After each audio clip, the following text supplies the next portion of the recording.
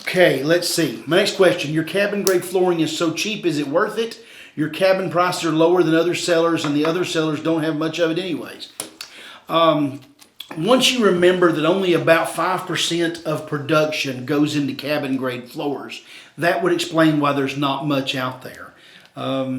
We have a partnership with the company that probably makes the largest amount of solid in the United States. We take all of their cabin solid. We also take all of their what they call blue label engineered. It's not called cabin because it's cleaner than the typical cabin, and we don't want to devalue it by calling it cabin. But our cabin, why is it so cheap? Well, you've got to remember when first quality wood is made, there's a cost involved, okay? So the manufacturer, maybe they buy the lumber, or maybe they grow their own, they mill it, they finish it, they box it. All those add cost. All those processes add cost. So they put a price on the top of it and it sells.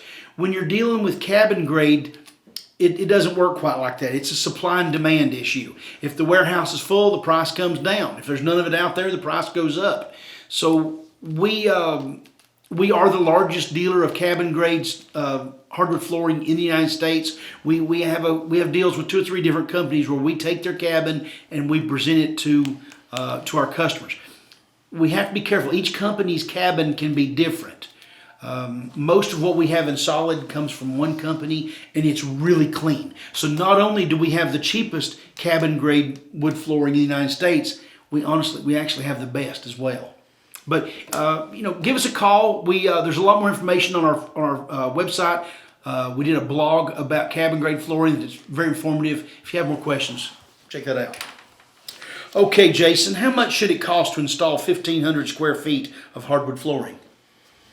That's according to the regions you live in, really. Yeah. And is it on concrete or wood? Yeah. What kind of flooring is it? Yeah.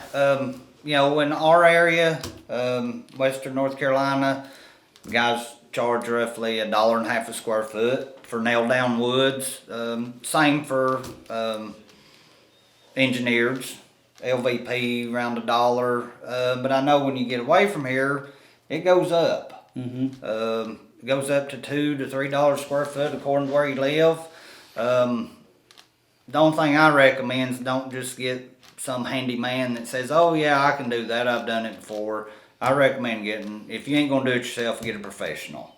Right. And the biggest thing if you're getting hardwood done is have a professional to check your moisture too.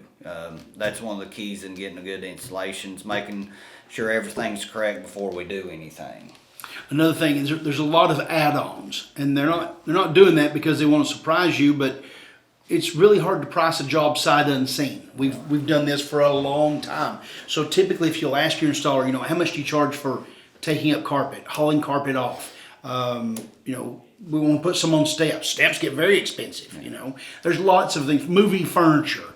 Do you want trim ram when you get done? Do you want it to be baseboard? Do you want quarter ram? There's a lot of unknowns. Best thing to do is have somebody come out and give you an estimate on it and look for that big number there at the bottom. That's what matters. Price per foot doesn't matter. What's it going to cost you to get that floor installed? That's what you want to know.